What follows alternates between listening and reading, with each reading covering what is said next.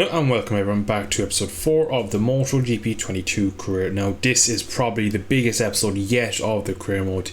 The previous round at Texas, if you haven't seen it, I'll give you 3, 2, 1. I got a podium. We got a double upgrade coming for the next race at Portimao, so we're going to advance to next week. 2 of them are on the bike. Now it's time to go to the Algarve. So a track I struggle with a bit on this game. Takes a lot of commitment on the front end, which at the moment is where I'm struggling. I'm really hoping, especially the frame upgrade, that I'll have a bit more front end feel. But without further ado, I'll catch you at the end of free practice. Wish me luck.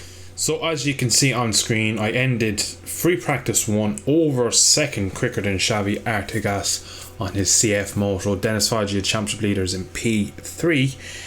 It looks like the engine upgrade has definitely helped. In Power 2 I was hitting 150 miles an hour down the start finish pit straight, whereas in Slipstream Power 3 at Texas on that long straight back straight I was barely hitting 151 with all that slipstream. So it looks like we definitely have a bit more power, which is definitely going to help us out over the lap.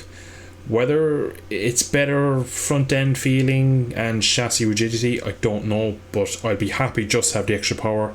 It'll take the pressure off with all the late lunges, having to brake super late. Also, it'll be easier to defend, so I'm just happy that it looks to be better. But until we get into a qualifying and a race, especially a race, to see how I can battle with a bike that may be a bit better, I won't know. So we're going to jump now to qualifying. I should, with a time like that, go straight through to Q2. It is cloudy for FP2 and raining in FP3, so we should be good to go straight to qualifying. So again, a really upset qualifying session. I've gone out so far to do 2 laps. Both times I've had them invalidated in turn 1 because of riders coming out of the pits and just getting in my way. Hopefully it does look like that there's no one in front of me at the moment, just the leader of the session, but he is a good 3 or 4 seconds up the road. I've gone with a fresh hard front and a soft rear. See if I have some good balance with that. Currently it's Diego Morena on top, 51.3 from the Brazilian. That should be beatable in all honesty, but we'll see what we can do. Yeah, we're 0.7 under almost. In sector 1, bit of a mistake in there though, the front is pushing. This corner here, turn 5, is absolutely goose on this game. You can't tip in on any class of bike, it's very weird. It's like the game has kind of makes the bike sit up. It's something very weird and awkward, unless you play it you don't really know what I mean. Oh, don't touch the curb. Now it's going to go off the edge. Extra bit of power, and now we're getting wheelies. It's been a poor lap overall. Try and finish with a good middle sector. Again, we're up by point.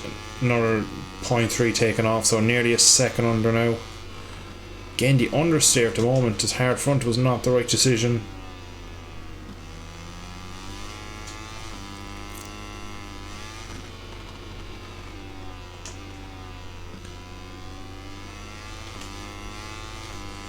There is Herrera.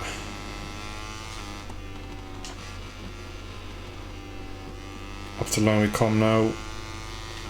We are going to go quickest for now, but will we hold on to it? I don't know. We're going to do a 1 minute 48, I believe.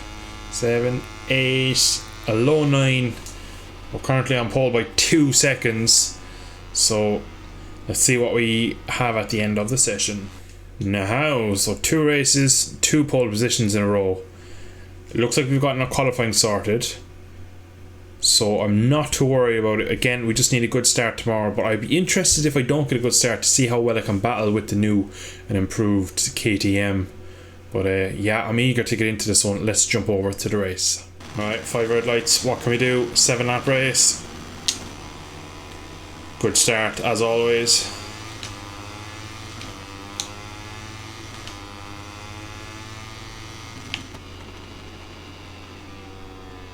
We hold the lead into turn 1. Already yellow flags. There's 1 corner on this track I'm slightly worried about, and it's not that one. I will let you know when I get there. Again, yellow flags. I'm going to push early on here and see can I make a break. Oh, stoppy on entry. That didn't help.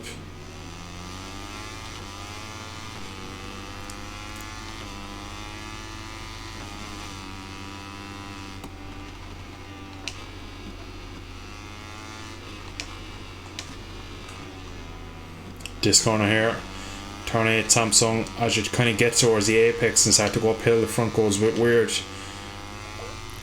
I've yet to crash here all weekend. I didn't crash anywhere yet on this track. And now the fact we're in the race, I really hope that I can keep that record going. That corner has given me a few weird moments.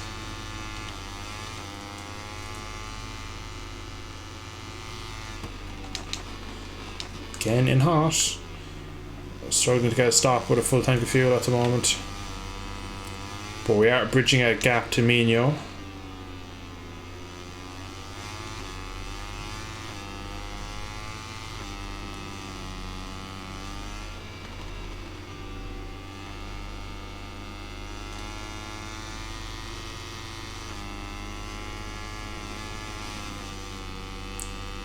Up to the line, 1.3 across the line, so we're doing pretty well. We can just get up to 2 seconds, I'd be happy.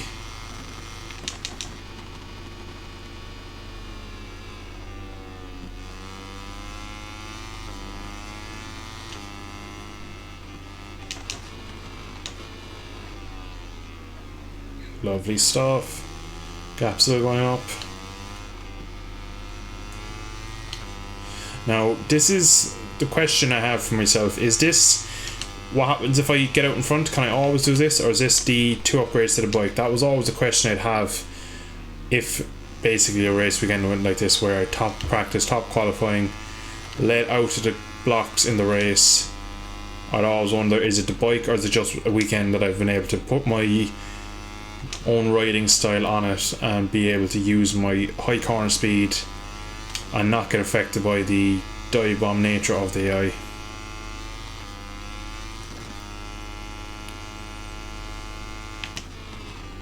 It'll be interesting to see at some point in the season. I reckon this race is ours, barring any mistakes.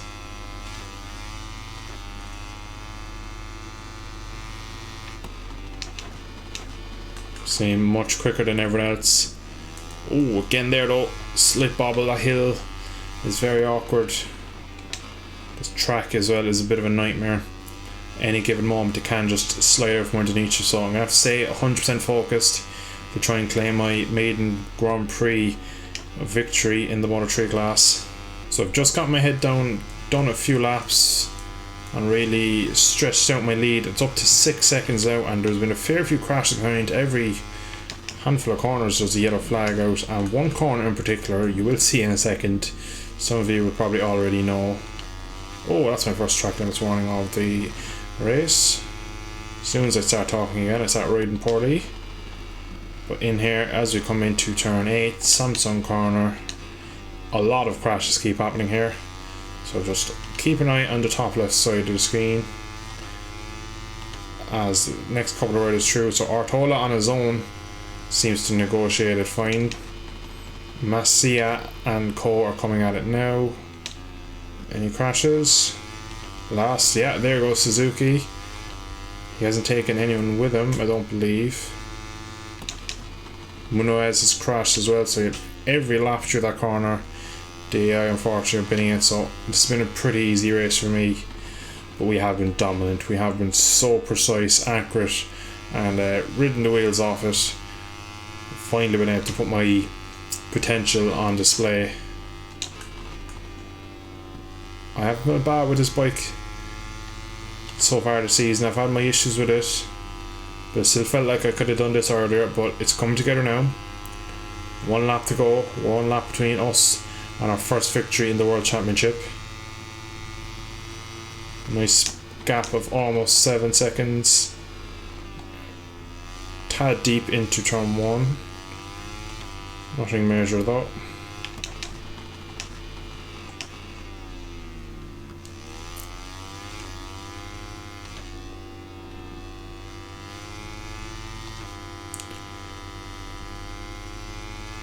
over 7 seconds now. So this is going to be really interesting for the championship. After P3 in the last one, what looks like victory here in Portimao. How far off the championship lead will I be? I believe it is Foggia, who isn't, from a quick glance at the top 8, isn't in the high scoring position, so looks like this will be a fortuitous victory here in Portugal. Again, Artolo's crashed this time, so it looks like maybe Foggia might get himself high into the points after all these crashes happened this lap round.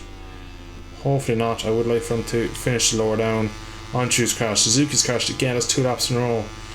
Toba's crashed, Yamanaka, I'll crash here if I'm not careful. Artolo's crashed again, so it's just a mess. Messia's crashed, jeez, it is so messy at the moment. So it is unfortunate the Moto3 aren't really optimised for this track. Into the final corner we come. Stunning victory. Different class today. Almost a 15-second win. We're probably going to get to 15 seconds. I hope so. There we go. Domination in Portugal.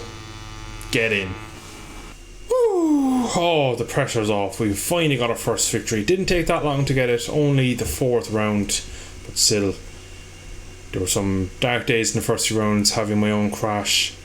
Getting knocked off in Argentina. And it looks like, geez, look, P13 down didn't finish. That means Guevara didn't finish, Maria didn't finish, Artigas, Sora, Foggia, Sasaki.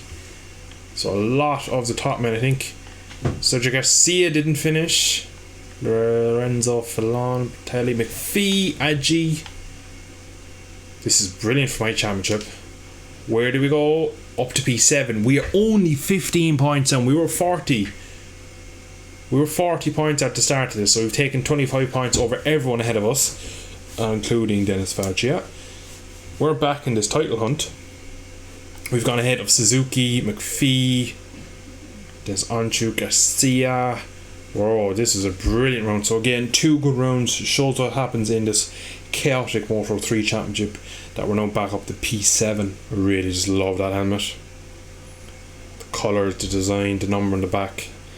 Best thing about it, it's an RI, my favourite helmet. But what a win. Absolutely delighted. Bit of a monkey off my back. I've got a podium, I've got a pole, and I got a race victory. Now it's time to push on and focus on the championship. Right then, I'm going to end off episode 4 there. What a brilliant race, brilliant qualifying, brilliant practice. Overall, start to finish, this episode has gone my way, which I'm delighted to say.